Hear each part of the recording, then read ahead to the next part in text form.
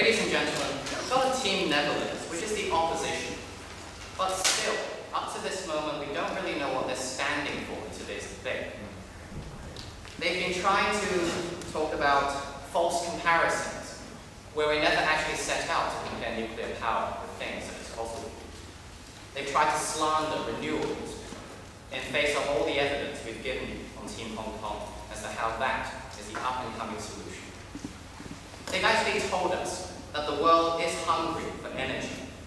And so on Team Hong Kong today, and in my speech, I'll be showing you why the battle for climate change will be won by the abandonment of nuclear energy and the adoption of renewables. By analysing three key areas. Firstly, what this debate is actually about.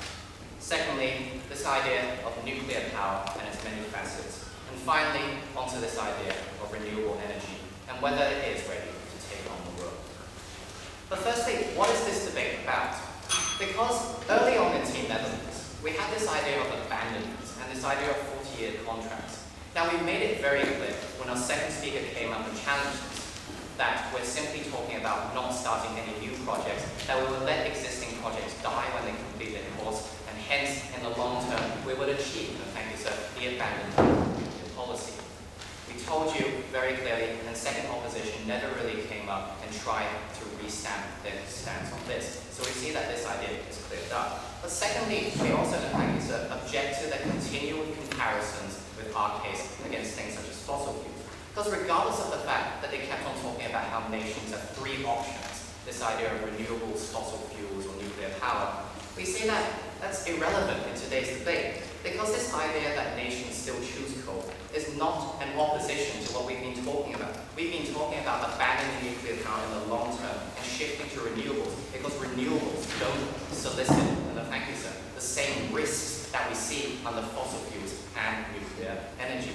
For example, mining, because mining involves nuclear energy and fossil fuels. This idea that renewables don't solicit these harms is something we've told you on this side of the house. Thank you, sir. So let's move on to the first main fashion. This idea of actual nuclear power. What is this nuclear power about? On proposition, we gave you three main arguments, and I'll be showing you, and thank you, sir, how Team Netherlands failed to respond at the end of the day and properly rebut all these arguments. Firstly, on this idea of nuclear mining. Well, they came out and first tried to attack this with a faulty comparison against coal, and I've already dealt with this. But then the second speaker came out and talked about, well, it's not an issue of, actual nuclear power production, but actually bad mining conditions. But we say, ladies and gentlemen, that this simply isn't the case, because in nuclear mining, regardless of the conditions, there are some things which are intrinsic to the nature of nuclear mining, such as deep shaft mining, something we told you very clearly on first proposition. That's a fact of life, and we can't get around it if we want to source nuclear ore. And we say that in these kinds of conditions, that you need to use high explosives, something they never actually engaged upon, actually causes large consequences for the environment, and we still await a response even at this moment in third proposition. So let's move on to thank you, sir. On this idea of nuclear waste management. Now, no, thank you, sir. We gave you examples of Olkiluoto and Yucca Mountain, and the only substantial response we got from this was that, oh, but Europe actually stores waste in Switzerland, and secondly, that if the Democrats pass their bill, it's not the problem of today's debate. We object to this, because they've simply misunderstood the nature of the facility in Lille in Switzerland. It's actually a non-permanent facility, which is supposed to be shifted to Finland in the Olkiluoto facility, which we told you on Team Proposition is overdue, over budget, and they found scientific problems with it. Secondly, the idea that the US government has come out and conceded the fact that they can't find a permanent solution and hence scrap the Yucca Mountain project still stands on this side of the house, and we await engagement from Team Netherlands. So thank you, sir.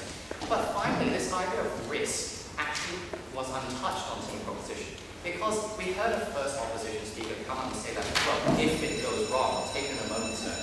But that's not the point, because it's a misconception that nuclear power plants are safe, are not safe, and he gave us this comparison with planes. But we say that that's not the point, because when it does go wrong, we get disasters like Chernobyl, 3 Mile Island, and Fukushima, which is not something we're prepared to accept any day on Team Proposition. Yes, sir. You realize that young reactors are pebble rocket reactors, which reuse 90% of their own waste to be converted to I'll be moving on to this idea of new generations of nuclear power.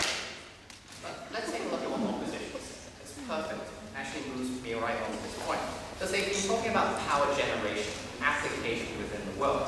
But ladies and gentlemen, we've had some opposition of this idea of Germany because they come up and said that, well, Angela Merkel has been stopping the use of nuclear power, yes, but it's turned to coal.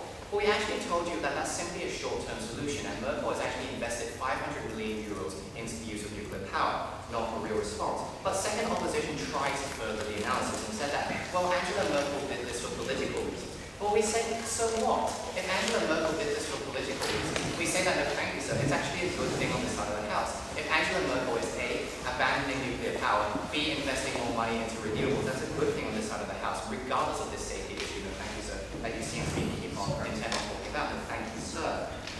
But finally, we had this idea of building nuclear power plants and the application of nuclear power plants. Well, we say that it's expensive, and we gave you the figure of $7 billion. Okay, they came up and challenged us on new technology of pebble bed reactors and things such as this. Thank you, sir. But that actually isn't a rebuttal to the piece of analysis we gave in the second proposition.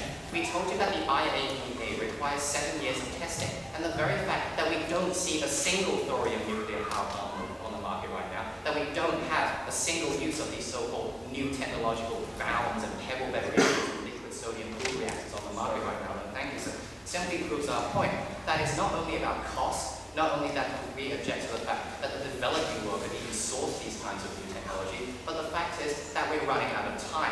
Because this idea of climate change isn't simply about putting in nuclear reactors.